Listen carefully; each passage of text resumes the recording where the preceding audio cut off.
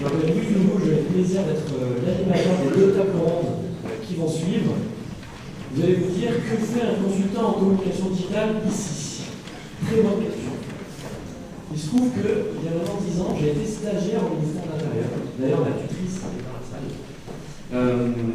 Et comme les invités que nous allons avoir pour la première table ronde, j'ai envisagé de devenir moi aussi fonctionnaire, de passer les concours. Il se trouve que je ne l'ai pas fait. Pour des raisons, on a tous nos raisons, mais pour des raisons liées à l'aventure. À l'époque, je me disais, est-ce vraiment l'aventure de rejoindre la fonction publique? Est-ce qu'on ne peut pas servir l'intérêt général autrement? Je n'ai toujours pas la réponse 10 ans plus tard, mais je continue dans mon aventure. Et on va introduire donc cette table ronde sur les jeunes gars du ministère de l'Intérieur qui, eux, ont choisi l'aventure du ministère de l'Intérieur. Je vous demande d'accueillir, s'il vous plaît, Émiliat, Gabriel Azan et Elki Jamel.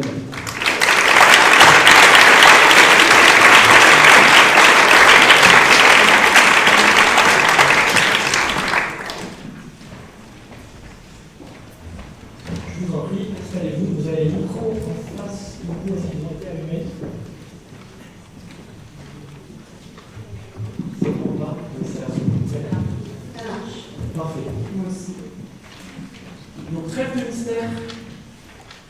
Émilie, je vous propose de vous présenter à l'assistance. Beaucoup vous connaissent, mais voilà. Qu'est-ce qui fait qu'aujourd'hui, vous êtes donc gendarme, vous allez nous expliquer ce que vous faites, et pourquoi vous avez fait ce choix-là.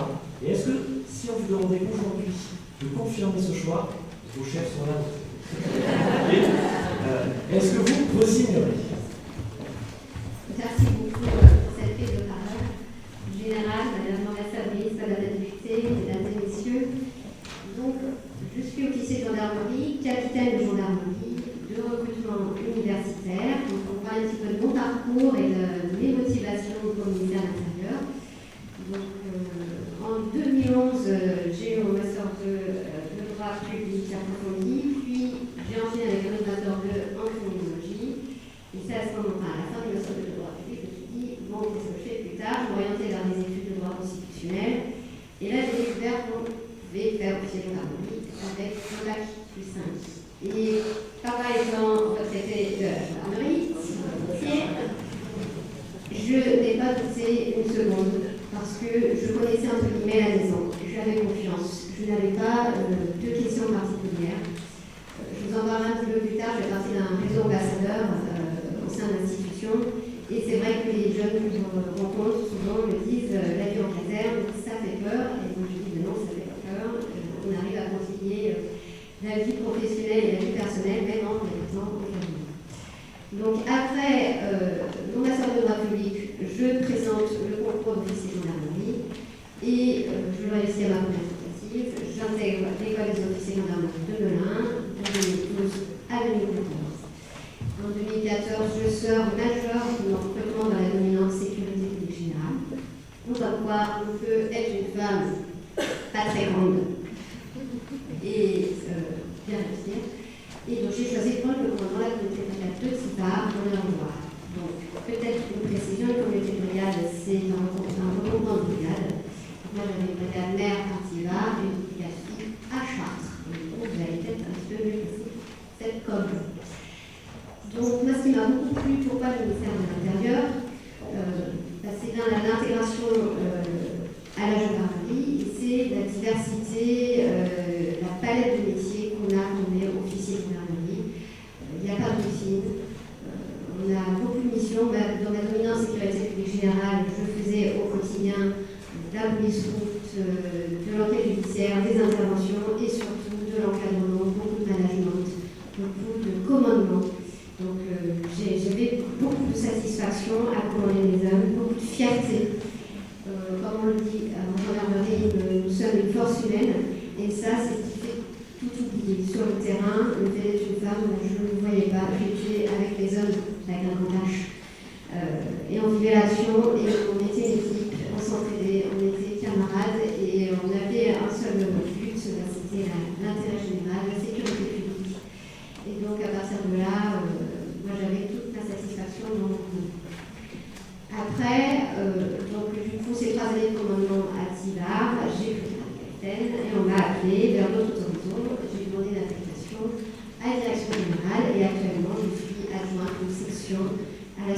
l'action des politiques de ressources humaines. Et donc, je travaille avec des partenaires extérieurs, notamment sur les statistiques de ressources humaines, la réalisation du lien social, le MINA, donc, et aussi le suivi des thématiques des décès en gendarmerie. Alors, petite particularité, c'est que je suis rentrée célibataire à l'école de médecine de Melun et j'ai rencontré mon mari. Également officier de gendarmerie, donc j'ai choisi tous les deux, et c'est ce qui fait la particularité de la conciliation vie privée, vie professionnelle. Donc, nous avons la chance d'être en gendarmerie, je dirais ça, parce que nous avons une gestion de couple qui se fait très bien. On a un bureau gestionnaire qui est à l'écoute. Bien évidemment, on ne demande pas d'avoir tous les deux tout ce qu'on veut, mais on arrive très bien à concilier nos carrières respectives, et donc pour ça, nous avons beaucoup de satisfaction.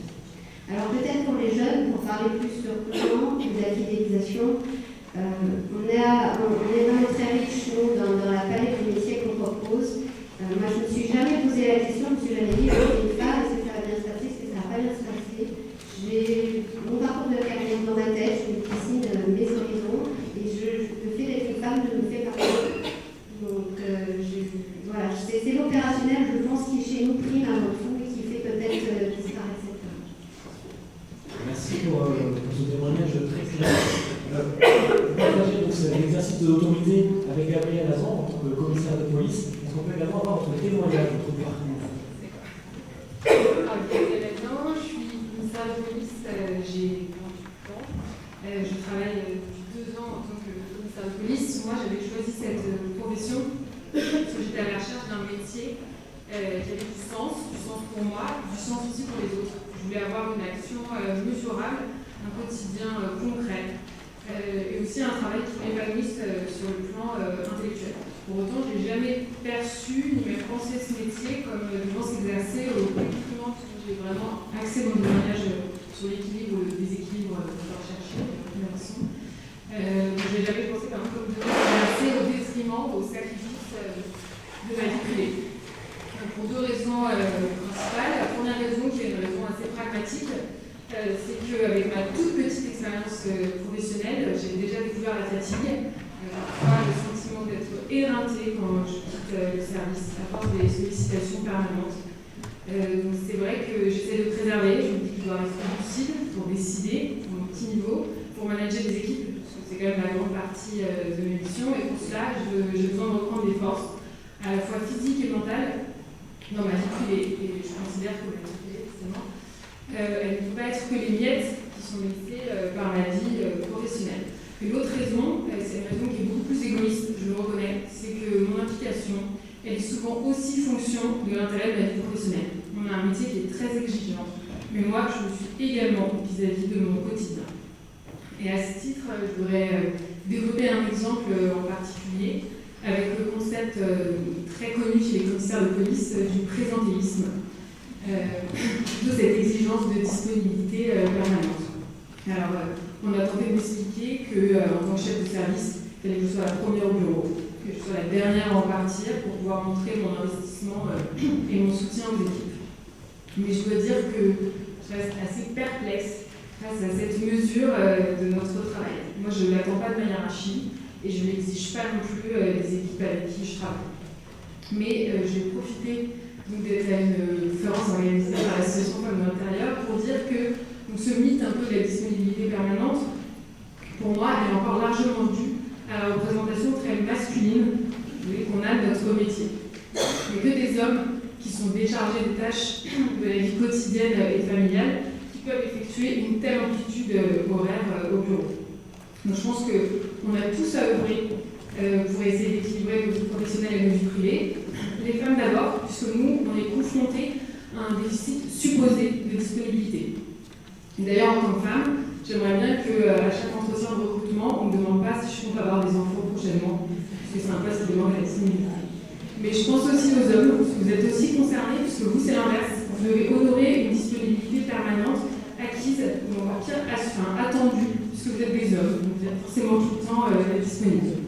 Donc pour conclure, moi j'essaie d'équilibrer ma vie privée et ma vie professionnelle, de rester cohérente par rapport à mes différentes envies, en me disant qu'il faut que je sois disponible et présente quand c'est nécessaire, que toutes les demandes, elles ne peuvent pas être très urgentes, désolée, et que peut-être qu'on attend même de moi, en tant que chef de service, que je sois capable de prioriser, voire même de temporiser. Mais j'ai trop haute estime de mon métier pour penser qu'il se mesure à la longueur de mes journées de travail. Et c'est vrai, je le reconnais, j'accorde une trop grande importance à ma vie privée pour y renoncer.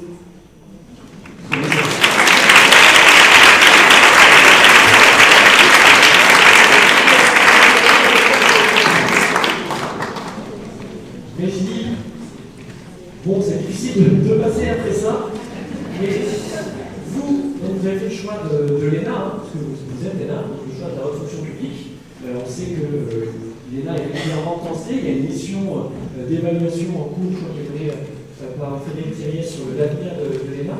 Et aujourd'hui, vous êtes le ministère des Outre-mer.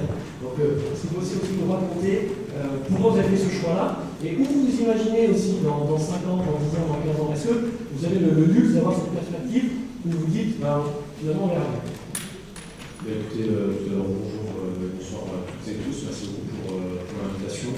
J'ai fait pour être très rapide sur mon parcours, j'ai fait des études de droit et de sciences politiques à Toulouse, originaire de Montpellier, très provincial avant d'intégrer l'ENA, que j'ai intégré avec comme objectif de rejoindre le ministère de l'Intérieur. Je le dis pas uniquement parce que mon chef est présent dans la salle, mais parce que j'ai toujours eu en moi ce sens de l'engagement. Enfin, je reprends les termes qui ont été utilisés précédemment, cette volonté d'être utile, ce sens du territoire, du service de proximité pour retrouver idéalement le ministère de l'Intérieur. Et puis, le Bernard Cazeneuve, qui est le ministre de l'Intérieur, a une phrase que je trouvais très bien, qui disait « Le ministère de l'Intérieur, c'est le ministère de ceux qui préfèrent les ennuis à l'ennui ».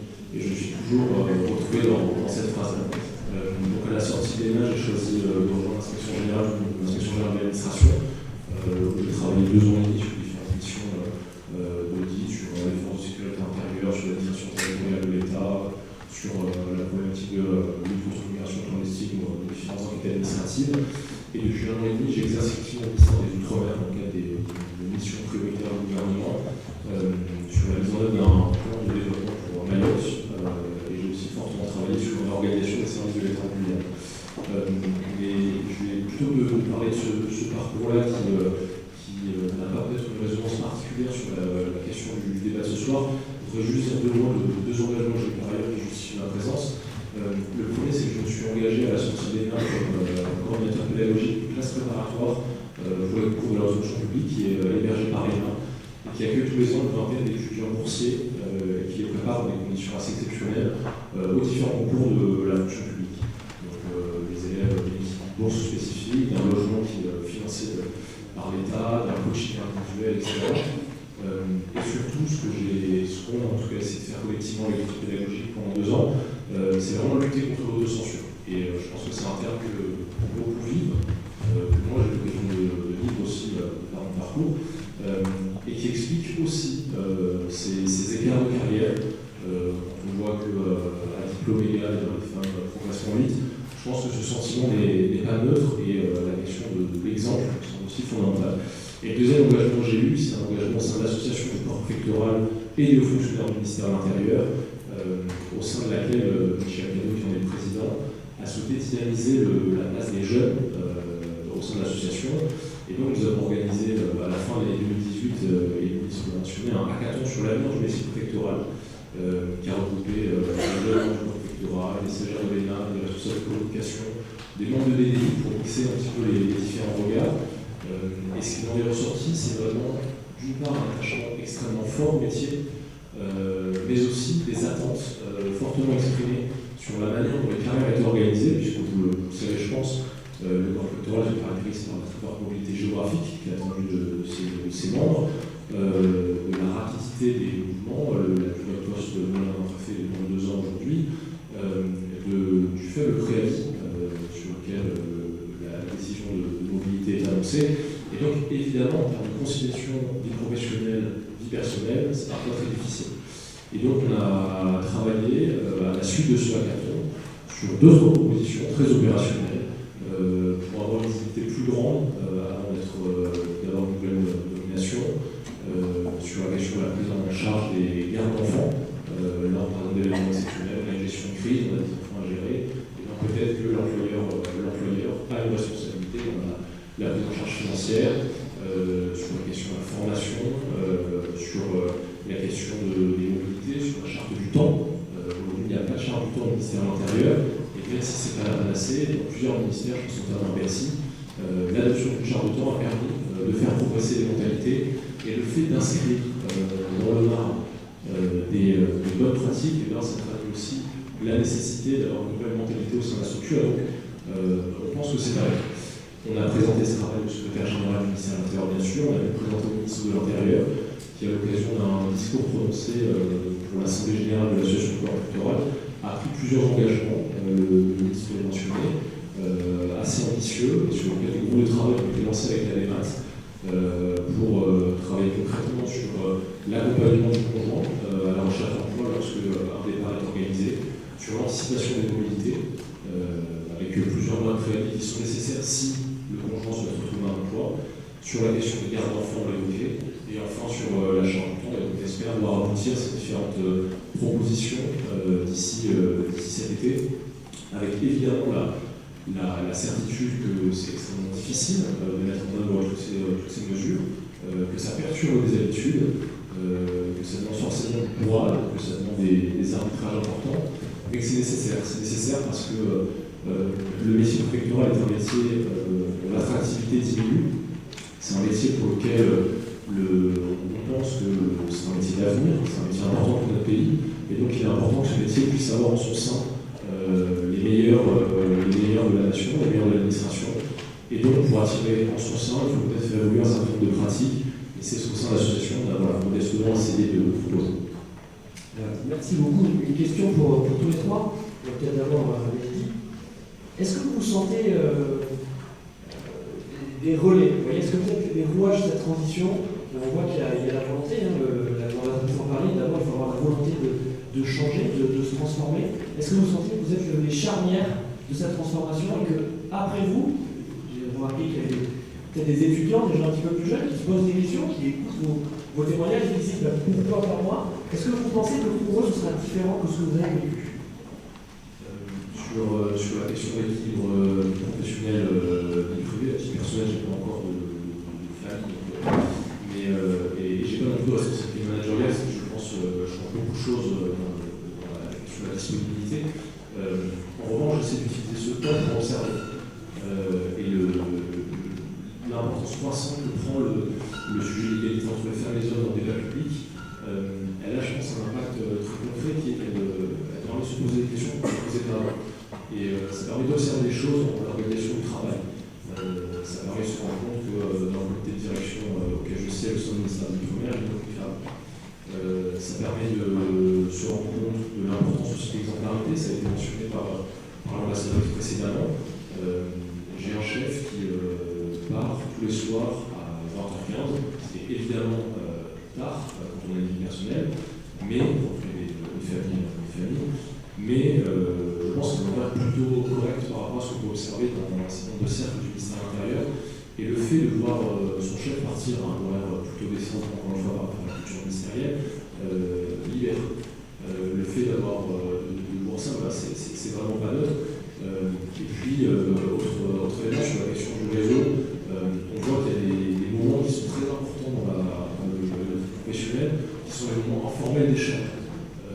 Nous, on a tous les jeudis soirs, on a un petit moment de convivialité organisé entre les membres du comité de direction, mais pas seulement. Mais ce moment, il a lieu après 19h. Donc évidemment, après 19h, celles et ceux qui sont allés chercher leurs enfants à la sortie de l'école et qui les ont accompagnés ne sont pas là. Et donc, voilà, est-ce que c'est pour les déjeuner, est-ce que ça ne pourrait pas être à l'heure du déjeuner? C'est vraiment des petites choses qui, je pense, n'en sont pas. Et voilà, j'essaie modestement d'utiliser le temps actuel aussi pour être attentif à ces situations. Et si un jour j'ai la chance d'avoir la responsabilité professionnelle de parler de ça et essayer de faire éventuellement différemment. Merci, Émilie. Oui, bonjour Armand, on a des avancées, on peut déjà été gagné, si je peux me permettre. On a la gendarmerie mobile qui accueille des femmes. Donc, du coup, dans le plan d'égalité d'accès au métier, on a sur le plan, je dirais, plus des enfants, des crèches, on a des projets en cours pour rendre plus accessibles les crèches, pour prendre en compte les horaires atypiques, les femmes aussi qui sont opérationnelles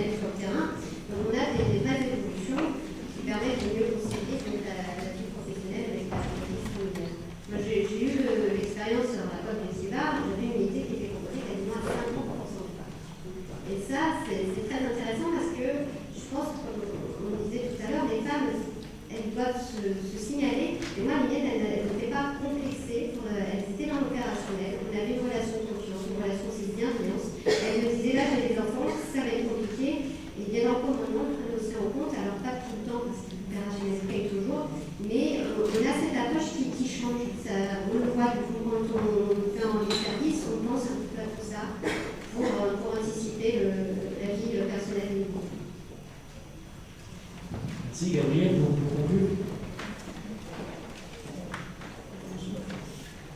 Alors moi je pense pas que je sois totalement représentative de ma génération, j'espère que je vais le devenir petit à petit. Ce que je vous ai dit tout à l'heure, c'est peut-être plus facile en fait finalement à dire devant vous que d'assumer quotidiennement au service.